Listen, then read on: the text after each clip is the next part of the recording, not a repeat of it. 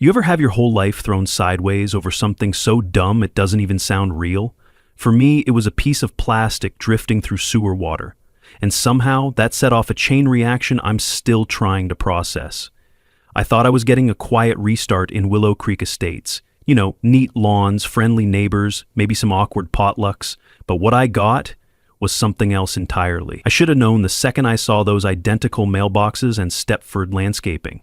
Anyway, tell me in the comments, has your HOA ever pulled something ridiculous? I want to hear it.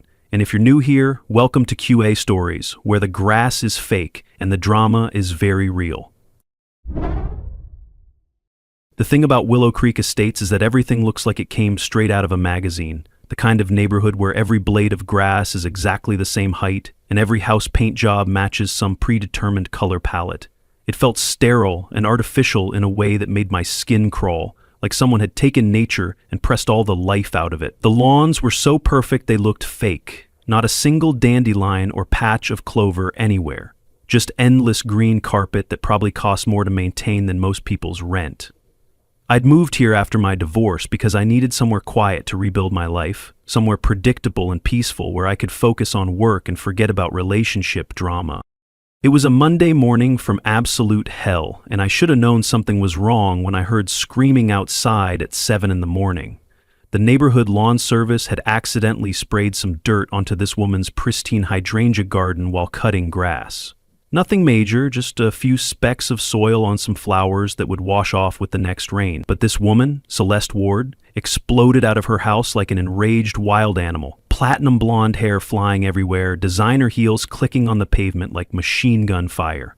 I'm watching this unfold through my kitchen window, coffee mug halfway to my lips, thinking this has to be some kind of performance art. Seriously, who loses their mind over dirt landing on flowers that literally grow in dirt? She's screaming at the landscaping crew in this shrill voice that could shatter glass, demanding to know who's responsible for this environmental terrorism against her precious flowers. Environmental terrorism over landscaping debris. The poor guys are apologizing left and right, offering to clean everything up immediately with their own equipment, but she's not having any of it. Her face was turning red with rage, and I'm wondering if she's about to have some kind of medical episode over flower petals. Then she spots me standing on my front porch, probably looking confused as hell, and suddenly I become the primary target. You live in that house, right? This is probably your fault somehow. I honestly had no idea what she was talking about, but I figured I'd try to be neighborly and help diffuse the situation. She storms over to me with this expression of pure contempt on her face, like I'm something disgusting she stepped in, and demands to see my driver's license so she can document this troublemaker, according to some insane HOA regulation I've never heard of in my entire life. I'm thinking this is weird, but whatever. Maybe it's just some quirky neighborhood thing, and showing my ID will end this nightmare quickly. So I politely hand over my driver's license, expecting a quick apology situation where we all laugh about the misunderstanding and move on with our lives. I wasn't prepared for what happened next, and honestly, I'm still not sure I believe it actually happened. The woman looked at my ID like it personally offended her existence, like my name was written in some foreign language that disgusted her. This is where everything gets surreal, and I'm still trying to process what kind of person does something like this. Celeste takes my license, stares at it for a moment with this cold, calculating look that sent chills down my spine, then walks over to the nearby storm drain like she's on some kind of mission. I'm watching her, starting to get this sick feeling in my stomach when she deliberately opens the heavy metal cover and just pauses. For a split second, I thought maybe she was going to hand it back. Maybe this was just some weird intimidation tactic to teach me a lesson about neighborhood respect. But then she looks me dead in the eye with this satisfied smirk and lets my driver's license slip from her fingers like it's a piece of worthless trash. I watched my ID fall into that black, disgusting water with this horrible splash sound that I'll never forget, the sound of my legal identity disappearing into the city's sewer system because some maniac couldn't handle dirt on her flowers. "You better learn to respect the rules around here, young man," she says, brushing off her hands like she just threw away a piece of garbage. I'm standing there completely frozen, trying to process what just happened, because surely this psychotic woman didn't just throw my legal identification into a sewer over some landscaping debris. Is this woman mentally unstable, or is this some kind of calculated power play to show me who runs this neighborhood? For a moment, I'm torn between diving into that disgusting drain to chase after my ID or confronting this lunatic about what she just did. Both options seemed completely pointless. My license was already floating away into the storm system, and arguing with someone clearly this unhinged wasn't going to accomplish anything, except probably making the situation worse. I could feel my face burning with humiliation and rage, but what could I do? Call the police and tell them my neighbor threw my ID in a sewer? Sue her for the replacement cost of a driver's license? Everything sounded ridiculous even in my own head. I climbed down anyway, desperately trying to fish it out with a stick I found nearby, but it was hopeless. The current had already swept it into the darkness of the underground tunnels, and I'm kneeling next to a storm drain in my work clothes, smelling like sewer water, while this woman stands over me with this satisfied smirk on her face like she just won some kind of victory. I felt like I was living in some kind of bizarre nightmare, where normal rules of human decency didn't apply, where throwing someone's government identification into sewage was considered acceptable behavior. The humiliation was burning in my chest, mixing with disbelief and a growing rage that I'd never felt before. This woman had just violated something fundamental about respect and basic human interaction, and she was enjoying every second of my degradation. I called the DMV to report it missing, and of course they hit me with the classic bureaucratic response that made my blood pressure spike. "Sir, you'll need to wait 2 full weeks for a replacement." 2 weeks? The bank warned me that my account might get frozen due to delayed identity verification, and I had a crucial financial transaction scheduled for this week that couldn't be postponed. Everything in my life suddenly became complicated because some entitled maniac decided to throw my identification into a sewer over flower petals. I spent the rest of that day making phone calls, explaining to various customer service representatives that no, I didn't lose my license in some careless accident. Someone literally threw it in a storm drain during a neighborhood dispute about landscaping. That night, I'm researching HOA complaint procedures online, trying to figure out how to report this psychotic behavior to someone in authority, when my environmental data background kicks in. I'm scrolling through local news articles about neighborhood disputes and development projects when I stumble across Celeste's name, buried in a story about some massive real estate development project having serious permit problems. I almost scrolled past it, but something made me stop and read more carefully. This couldn't be just a coincidence, could it? I'm muttering to myself, feeling like I accidentally grabbed the end of a thread that leads to something much bigger than a crazy neighbor throwing IDs in sewers. My analytical brain started connecting dots that probably shouldn't be connected. The more I researched, the more interesting things became, and I started to see patterns that made my professional instincts kick into high gear. This wasn't just any development project. This was serious money, serious environmental concerns, and serious federal oversight. I started wondering if maybe Celeste's behavior toward me wasn't random neighborhood psychosis, but something more calculated and strategic. Was she trying to intimidate potential troublemakers before they could cause problems for her precious project? The timing seemed awfully suspicious, and my gut was telling me there was more to this story than met the eye. Maybe she knew exactly what she was doing when she threw my ID in that sewer. I'm sitting at my computer at 2 a.m, eyes burning from screen glare, with the EPA complaint submission form loaded up on my browser.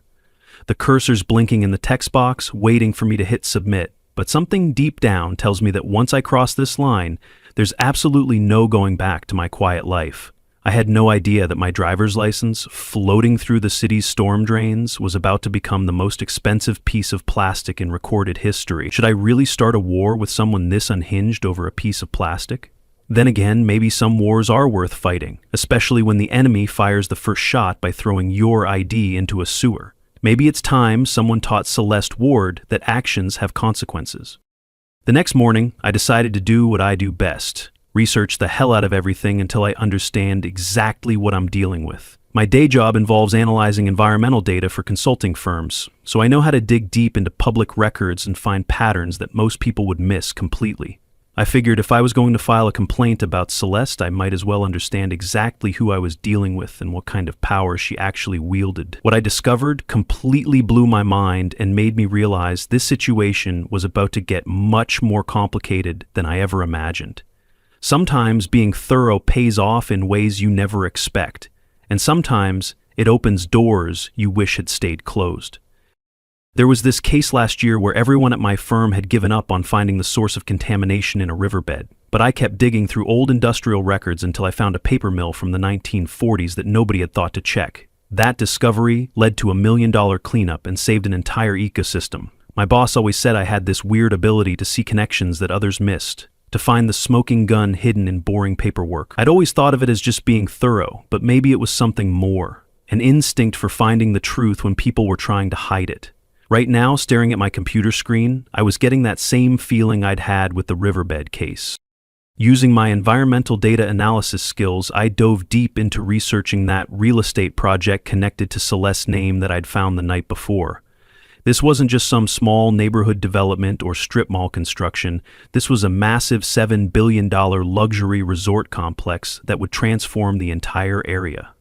$7 billion. That's more than the GDP of some small countries, more than the annual budget of the city where I grew up. I had to read that number 3 times to make sure I wasn't seeing things or misunderstanding the scope. But here's the kicker that made everything click into place. The entire project was completely stuck in bureaucratic hell because of grasshopper sparrows, a federally protected bird species currently living on the construction site. The more I researched, the more pieces started falling into place like a puzzle solving itself. And I felt that familiar rush of connecting dots that had been scattered all over the landscape. Celeste wasn't just some random HOA busybody with too much time on her hands. She was directly connected to this development deal in ways that made her behavior toward me make a lot more sense. When someone has billions of dollars on the line and federal environmental laws threatening to shut everything down, apparently throwing a neighbor's ID into a sewer seems like a perfectly reasonable way to handle stress and eliminate potential troublemakers.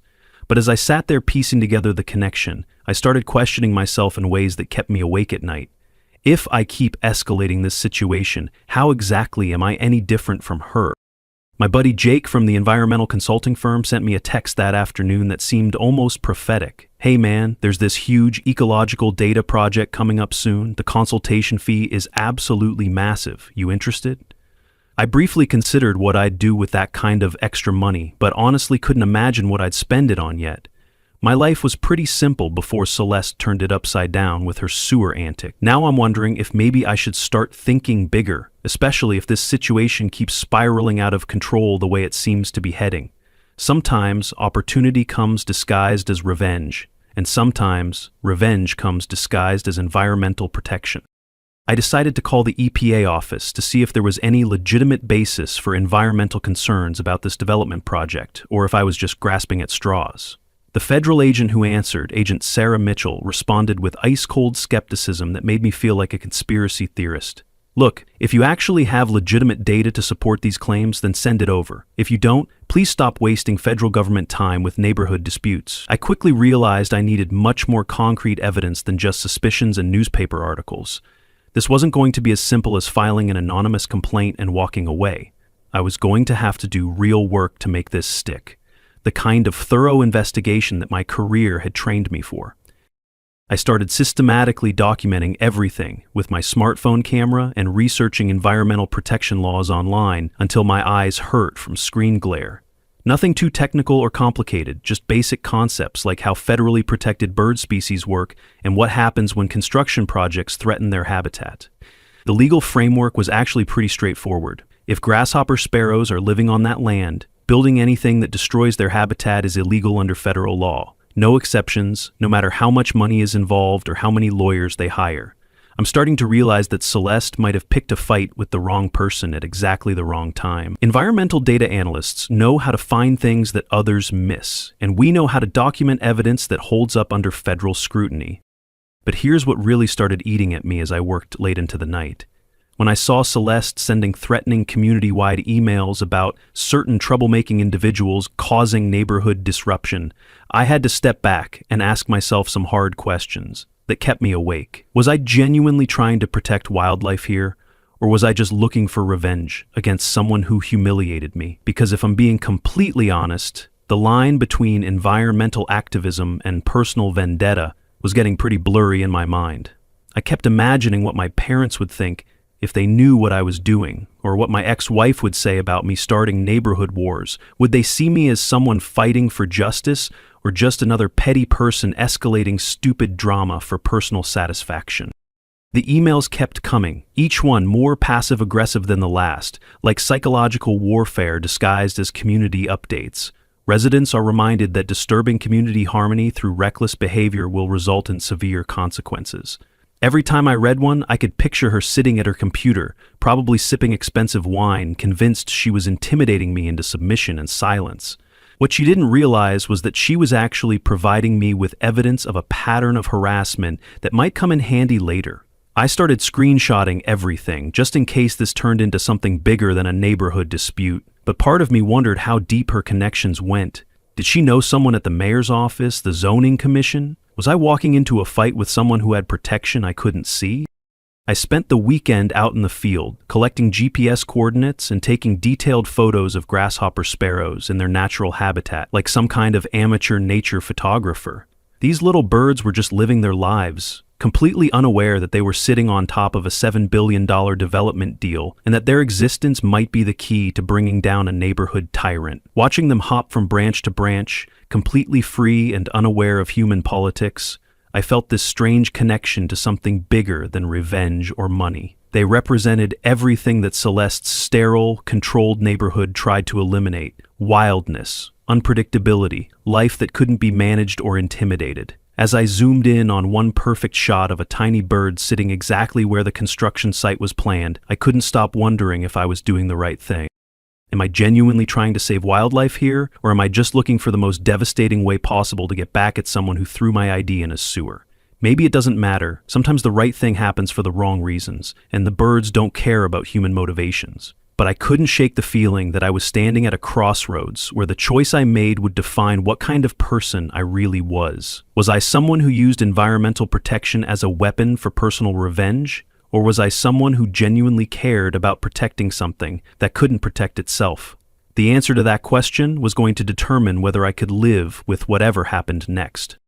The next week, everything escalated in ways I never saw coming, like I'd accidentally started something much bigger than a simple neighborhood dispute. I arrived at work Monday morning to find a message from HR, asking me to come in for a meeting about unprofessional neighborhood behavior. I've never been called to HR before in my entire career, and the first time is for something I absolutely didn't do wrong. A walk to their office felt like a death march. My palms were sweating, my mouth was dry, and my heart was pounding like I was walking to my own execution. Every step down that hallway made me more aware of how absurd this situation had become. I was about to defend myself against accusations stemming from someone throwing my ID into sewer water. The fluorescent lights in the HR office felt harsh and interrogating, and I kept wondering if my coworkers had heard about this meeting and were already forming opinions about what kind of person I really was. I found myself checking my phone obsessively, looking for any sign that people at work were talking about me or treating me differently. The paranoia was creeping in like a slow poison, making me question every glance and every conversation. How do you explain to professional colleagues that your neighbor threw your driver's license into a storm drain without sounding completely unhinged? The whole situation made me feel like I was living in some alternate reality, where normal rules didn't apply. Turns out, someone had sent an anonymous complaint letter to my company, claiming I was harassing neighbors and disrupting community peace through aggressive environmental activism. The HR representative seemed skeptical of the whole thing, but she had to follow protocol regardless of how ridiculous it sounded. Look, we're not saying we believe this, but we received a detailed letter describing incidents of aggressive behavior and property damage. Do you have any idea who might have sent this? I knew exactly who sent it, but I couldn't prove it without sounding like a paranoid conspiracy theorist pointing fingers. So I just explained the ID situation calmly and let her draw her own conclusions about who might be vindictive enough to try to get someone fired over a neighborhood dispute involving landscaping debris. That same afternoon, I decided to fight fire with fire and stop playing defense against someone who clearly had no intention of fighting fair. I sent my carefully collected GPS coordinates and high-quality photos of grasshopper sparrows directly to EPA agent Sarah Mitchell. Her response was much more professional this time, without the dismissive tone that had made me feel like a crank caller. We'll launch an official investigation based on the evidence you've provided. Thank you for bringing this to our attention. Still no public announcement or official action yet, but at least someone in federal government was finally taking this seriously instead of treating me like a neighborhood busybody with too much time on my hands. I felt like I was loading ammunition for a war I never wanted to fight, but couldn't seem to avoid no matter what I did. Then something unexpected happened that changed everything. I discovered I wasn't Celeste's only victim in this neighborhood, and the scope of her reign of terror was much broader than I'd imagined. An elderly couple living 3 houses down started cautiously approaching me during my evening walks, looking around nervously, like they were afraid of being seen talking to me. At first, they just made small talk about the weather and how nice my yard looked, but eventually they started sharing their own horror stories about life under Celeste's iron fist. Just last week, she told us we had to change our house number because it apparently didn't match the community's overall aesthetic standards, the woman whispered, looking around like she was afraid of being overheard by neighborhood spies. The woman's voice shook as she described what happened with her garden, the one thing that connected her to her late mother's memory. Celeste showed up at our door with this official-looking clipboard and told us our rose bush was excessively tall and violated some community regulation I'd never heard of. When I tried to explain that my mother had planted those roses 40 years ago and they were all I had left of her, Celeste just stared at me with these cold eyes and said, "Community standards apply to everyone, regardless of sentimental attachments." The woman started crying as she described having to rip out every single rose bush by hand, while Celeste stood there with a timer, making sure the job was done within the 24-hour deadline. I saved one cutting and tried to replant it behind the house where she couldn't see, but somehow she found out and made us remove that too.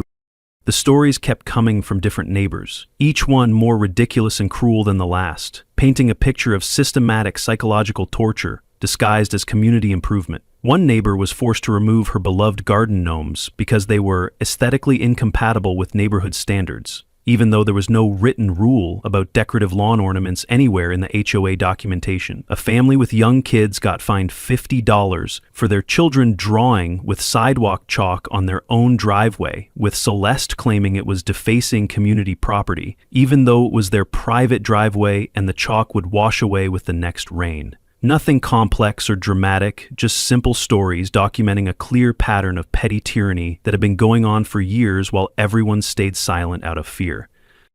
I started realizing that my situation wasn't unique at all, and that made me both angrier and more determined to see this through. Celeste had been systematically bullying people in this neighborhood for a long time, and everyone was too scared or tired to fight back. Until now. The more I heard, the more I understood that this wasn't just about my driver's license anymore. This was about an entire community living under the thumb of someone who got off on making other people miserable. At first, I just wanted my personal dignity back, I told the elderly man during one of our conversations near the mailboxes. Now I finally understand. This is really about stopping someone from continuing to systematically bully an entire neighborhood full of innocent people who just want to live in peace. He nodded gravely and mentioned that several other families had moved away rather than deal with Celeste's harassment and constant fines for made-up violations. That's when I realized this wasn't just about my driver's license anymore. This was about whether decent people should have to live in fear of one power-hungry maniac with too much time and authority. But as I collected more evidence and testimonials, I also started questioning whether I was becoming the hero of this story or just another player in a game that was getting uglier by the day. Was I fighting for justice, or was I just escalating a conflict that might spiral completely out of control? Late at night, I'd sit with my collected evidence spread across my kitchen table, photos, testimonials, financial records, and wonder if I was risking too much for something that might backfire spectacularly. What if Celeste had connections I didn't know about?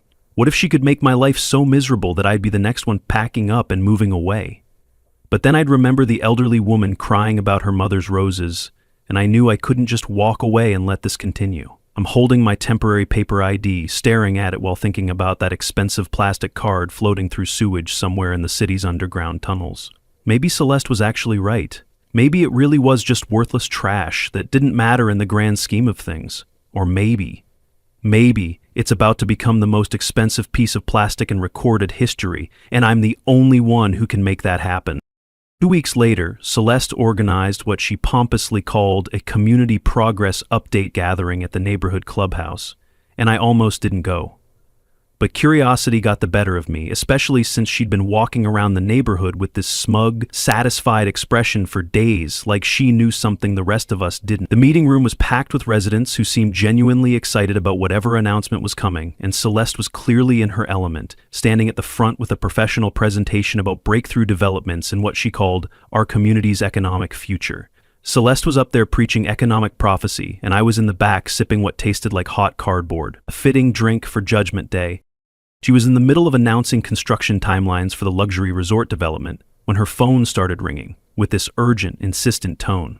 I watched her face change from confident to concerned as she glanced at the caller ID, and you could see her trying to decide whether to ignore it.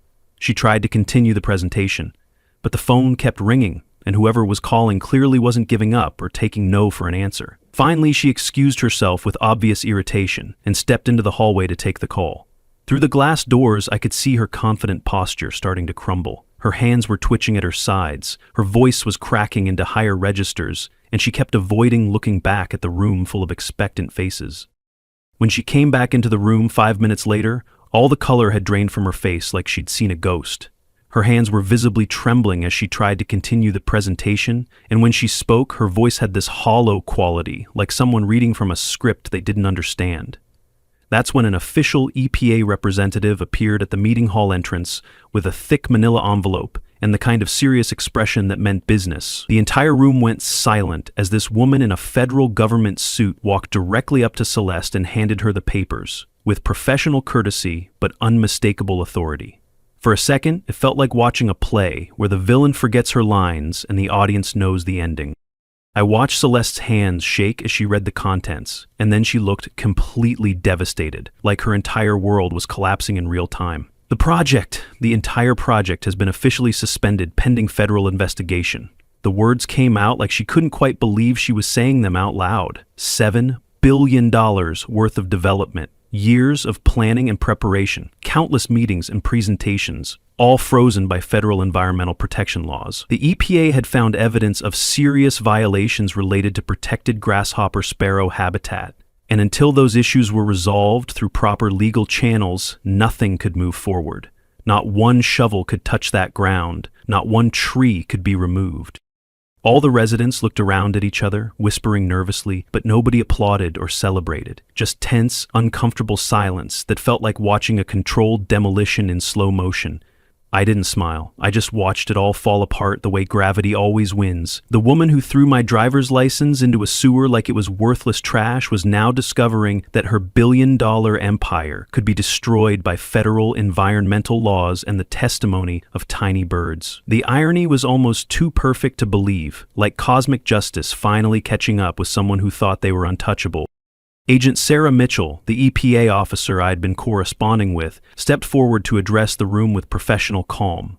Her voice was measured and authoritative as she delivered the verdict. No species, no project, that's not politics. That's federal law. She didn't mention my name or how the investigation started, but I knew my photos and GPS coordinates were part of the evidence that brought this whole thing down. The simplicity of her statement carried more weight than any lengthy explanation could have. This wasn't about negotiations or compromises. This was about absolute legal boundaries that couldn't be crossed, regardless of money or influence. The community attitude completely shifted in that moment, like watching people wake up from a spell. People who had been intimidated into silence during Celeste's reign of neighborhood terror finally started speaking up and sharing their own stories. An elderly couple whispered to each other, "Turns out, we definitely weren't the only ones she was making life miserable for." Other residents began sharing their own stories of harassment and ridiculous fines, and suddenly everyone realized they'd been living under the thumb of someone whose power was built on lies, intimidation, and apparently federal fraud. The emperor had no clothes, and everyone could finally see it clearly. After the meeting, I overheard fragments of conversations as people filed out in shocked silence. $7 billion just gone? How did nobody catch this before?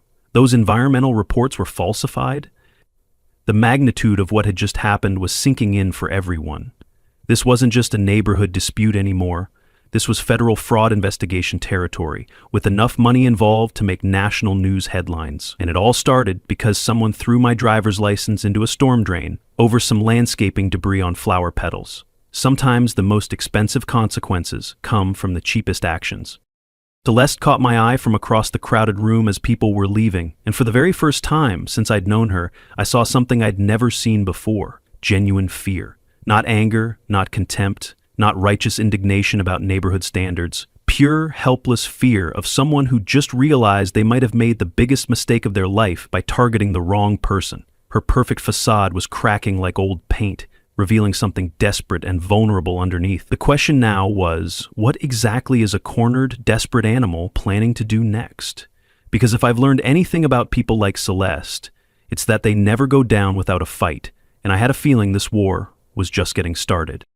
I should have known Celeste wouldn't go quietly into that good night, especially not with billions of dollars on the line. The next morning, I woke up to find my yard decorated with empty beer bottles and cigarette butts that definitely weren't there the night before. Someone had strategically placed them around my property to make it look like I'd been having wild parties and leaving trash everywhere like some kind of college fraternity house. Within hours, property management received an email with photos of my alleged disruptive behavior and demands for immediate action to protect neighborhood property values. It wasn't creativity, it was panic, dressed up as control. The fake evidence was actually pretty convincing if you didn't know better, and I had to admit she'd put some thought into this desperate setup. The bottles were placed in spots that would show up clearly in photos, and whoever did this had even scattered some cigarette ash around to make the scene look authentic and lived in. I'm standing in my yard at 6 in the morning, picking up garbage I didn't create, while my neighbors walked their dogs and probably wondered what kind of person they'd been living next to all this time. It was psychological warfare at its finest. But it felt different this time, less calculated and more frantic, like watching someone try to rebuild a house of cards in a hurricane. That afternoon, I received a detailed email from a former HOA board member who had moved away the previous year, and her message felt like getting insider intelligence from a former enemy combatant. When I opened the attachments, I felt this strange mixture of vindication and genuine shock at what I was seeing. The scope of what she was describing made my stomach drop. This wasn't just petty neighborhood tyranny. This was systematic financial fraud on a scale that made my driver's license incident look like a parking ticket. I heard about what's happening with Celeste through the neighborhood grapevine, she wrote. She's been pulling these exact same tricks for years and years on anyone who challenges her authority. Check the county public records office, specifically the financial documents from 2015. My investigation into the county records revealed something that made the environmental violations look like minor infractions in comparison. Celeste had been systematically misusing HOA community funds to pay for her personal legal problems for at least 6 years, maybe longer. Thousands of dollars that should have gone toward neighborhood maintenance and improvements had been redirected to cover her private attorney fees, court costs, and settlement payments from previous disputes with neighbors and contractors. The paper trail was extensive and incredibly damning, like she'd been running her own personal slush fund with community money. Each document I found made me realize how deep this corruption went and how many people had been unknowingly funding their own oppression. The elderly couple shared even more disturbing details when I ran into them at the neighborhood mailbox, but this time their story had a different twist that caught me off guard. Last year she fined us for our rosebush being excessively tall, the woman told me, her voice shaking with emotion. At first, I actually defended her to my husband. I said maybe she was just trying to keep property values up. Maybe she had a point about community standards. Her husband nodded grimly and added, "We were scared to admit that someone we'd been living next to for 10 years was actually just a bully. It's easier to blame yourself than to face the truth about someone with that much power over your daily life." The admission made their story even more heartbreaking. They'd been gaslit into defending their own tormentor. More neighbors started coming forward with their own horror stories once word got around that someone was finally fighting back. One family was forced to repaint their house because the color was allegedly too vibrant for community standards. Another household received daily harassment about their dog barking, even though they didn't own a dog and never had. Each story followed the same pattern: arbitrary rules, escalating harassment, and eventual capitulation or departure from the neighborhood. Celeste had turned the neighborhood into her own personal kingdom, and anyone who challenged her authority faced systematic retaliation until they either submitted or fled. I started sleeping with my security app open, checking motion alerts like a paranoid raccoon. I methodically gathered comprehensive evidence like I was building a legal case: crystal clear photos of grasshopper sparrows, official documents proving fund misuse, detailed written statements from multiple victims who were finally ready to speak up. She's about to face the complete truth about what she's done, I muttered to myself while organizing everything into neat folders. But part of me wondered if I was getting in too deep, like I was poking a bear that might have claws I hadn't seen yet. What if she had connections I didn't know about? What if fighting someone this ruthless and experienced would end up destroying my life instead of hers? The weight of what I was about to do was starting to hit me in ways I hadn't expected. The evidence collection methods I used were surprisingly simple, but the emotional toll was getting heavier every day. High-quality photos taken with my smartphone required no fancy professional equipment. Public records that literally anyone could access online provided the financial documentation. Honest neighbor interviews were just normal conversations with people who were finally ready to speak up. Basic documentation of systematic harassment patterns painted a clear picture of abuse of power. Sometimes the most devastating evidence is hiding in plain sight, but sometimes finding it changes you in ways you don't expect. I was becoming someone I didn't recognize, more suspicious, more careful, more willing to fight dirty when necessary. Here's what I really want to know. If someone was actively trying to frame you with fake evidence planted right in your own yard, would you just let it slide and hope it goes away, or would you completely turn the tables on them? Because I was about to find out exactly what happens when you back a desperate person into a corner and they decide to go nuclear. Celeste was organizing an emergency special HOA meeting, absolutely confident she could finally deal with me permanently in front of the entire community and restore her damaged reputation. As I carefully prepared my thick evidence folder for the upcoming confrontation, I realized something that made my hands shake slightly. I wasn't sure if I was about to become the hero or just the next casualty, but I'd already lit the fuse. The emergency HOA meeting was scheduled for a Thursday evening, and by 6 o'clock the community center was packed wall to wall with residents who'd never shown this much interest in HOA business before. Word had gotten around about the EPA investigation and Celeste's financial irregularities, and everyone wanted front row seats to see how this drama was going to play out. Local news cameras were set up in the back of the room. Apparently, a $7 billion development getting shut down by federal environmental laws was newsworthy enough to attract media attention. The energy in the room felt electric, like everyone knew they were about to witness something that would change everything. Celeste stood at the front of the room, projecting an image of confident authority despite everything that had happened over the past few weeks. She opened the meeting by publicly accusing me of recklessly sabotaging legitimate development under the guise of activism. The irony of being called reckless by someone who threw government identification into a sewer wasn't lost on me, but I kept my mouth shut and let her dig her own grave deeper. Sometimes the best strategy is to let your enemy defeat themselves, especially when they're already doing such a thorough job of it without any help from you. When it was my turn to respond, I calmly and methodically presented my complete evidence package like I was giving a professional presentation. First, the clear video footage I'd captured of Celeste planting fake beer bottles and cigarettes in my yard at 5 in the morning, complete with timestamps that couldn't be disputed. The timestamp on my security camera didn't lie, and watching her face change as she realized she'd been caught red-handed was almost worth everything I'd been through. Then I presented detailed sworn testimony from multiple neighbors about systematic bullying behavior that had been going on for years while everyone stayed silent out of fear. But the real bombshell was the official financial documents proving HOA fund misuse dating back to 2015, maybe earlier. Thousands of dollars in community money spent on personal legal fees, unauthorized home improvements, and settlement payments for harassment lawsuits that had nothing to do with neighborhood business. The paper trail was extensive and completely undeniable, laid out in black and white for everyone to see. You could hear a pin drop in that room as residents realized how their money had been stolen and spent on personal vendettas against neighbors who dared to question her authority. While Celeste desperately tried to deny and deflect everything with increasingly frantic explanations, Agent Sarah Mitchell entered the room, carrying thick folders with that no-nonsense federal look. The timing was perfect. Just as Celeste was claiming the environmental investigation was based on false information from a disgruntled neighbor with an agenda, a federal agent appeared with comprehensive evidence showing exactly how environmental impact reports had been deliberately falsified and information about protected species had been concealed from regulatory agencies.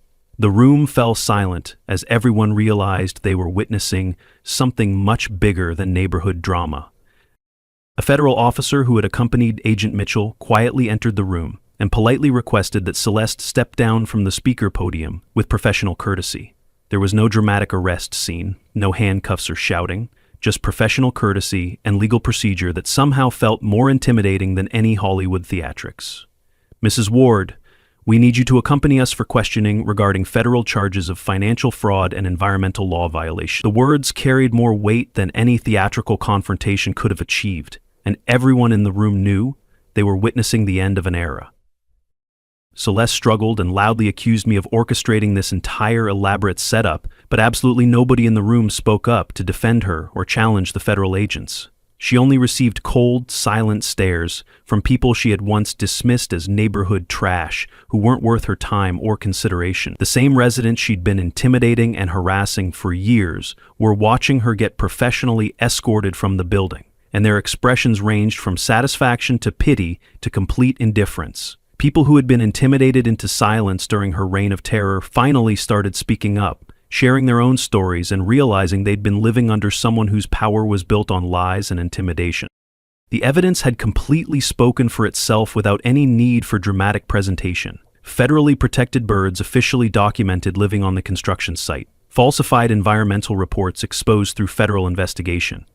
HOA community money systematically misused for personal legal expenses over a period of 6 years. A clear, documented pattern of neighbor harassment and intimidation that multiple witnesses were finally willing to discuss publicly. Sometimes justice isn't about revenge. It's about truth finally coming to light after being buried for too long under layers of fear and intimidation. A news reporter shoved a microphone toward my face as people were filing out of the meeting in stunned silence. "Sir, do you have any official comments about tonight's events?" I simply smiled and responded, "The truth always finds a way to come out eventually. Sometimes it just takes the right person asking the right questions at the right time." But as I watched Celeste being professionally escorted from the building, I honestly couldn't shake this nagging feeling that our story wasn't completely over yet. What if she wasn't done fighting back? What if this was just the beginning of something even bigger that I couldn't see coming? It wasn't revenge anymore. It was exposure, and that was enough. 3 months later, the full consequences of that evening had rippled far beyond anything I could have imagined in my wildest dreams.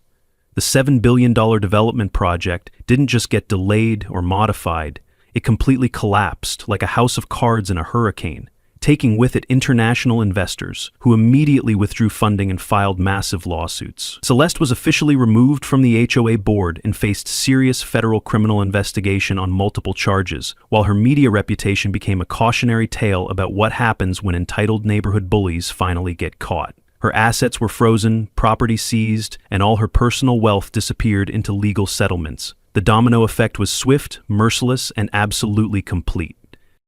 Meanwhile, my life took a completely different direction that I never could have planned. I was unanimously elected to the HOA leadership board, with overwhelming community support from people who were grateful someone had finally stood up to the neighborhood tyrant and restored peace. I received a brand new driver's license in the mail, along with an official written apology from Celeste's attorney, acknowledging the inappropriate disposal of personal property during a community dispute. The massive environmental consulting project Jake had mentioned turned out to be related to the grasshopper sparrow habitat restoration, and the consultation fee was substantial enough to change my financial situation permanently. Sometimes, doing the right thing pays off in unexpected ways that make you believe in cosmic justice.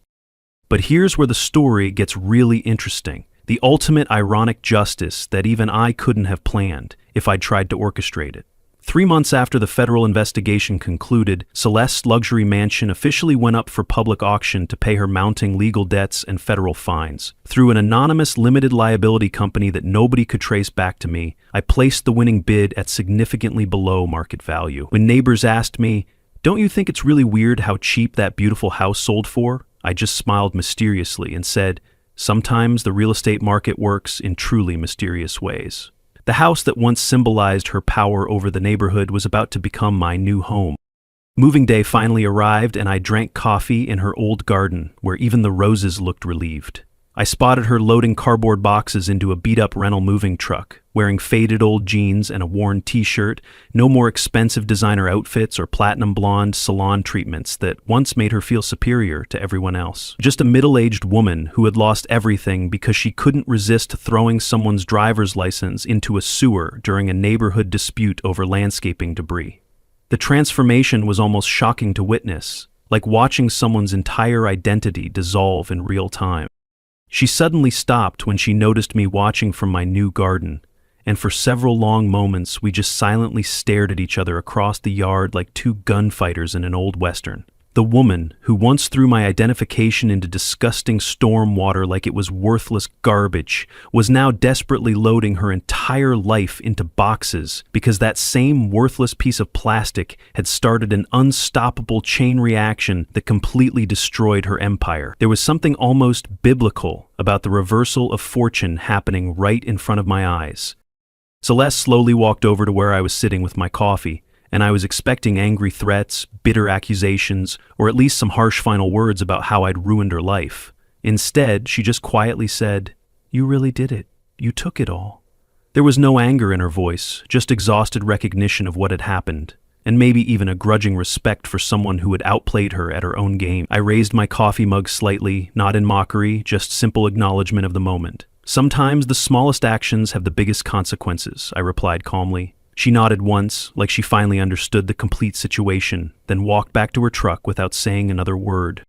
As her moving truck slowly disappeared around the corner forever, I reflected on how this entire saga started with a simple piece of plastic floating in a storm drain. Now I was sitting peacefully in her former garden, living in her former mansion, elected to her former leadership position, earning respect from her former community. The grasshopper sparrows were completely safe and protected in their federal habitat. The HOA community funds were secured by new transparent oversight rules that I personally helped write. The systematic neighborhood bullying had stopped entirely, and people could finally live without fear of arbitrary harassment or made-up fines. The neighborhood actually felt alive now. Chalk on sidewalks, gnomes in gardens, and peace that didn't come from fear. That little plastic ID? It somehow unraveled a billion-dollar empire and gave everyone their voice back. Was it revenge, justice, or something in between? I'm still not sure. But if you ever feel tempted to toss someone's ID in a sewer, maybe think twice. You never know who you're messing with. Thanks for sticking with me through this chaos. If you've got your own wild neighborhood story, tell me in the comments. And hey, don't forget to subscribe to QA Stories for more. That's a wrap from QA Stories, but don't go far. There's plenty more drama, twists, and unbelievable stories waiting for you on our channel.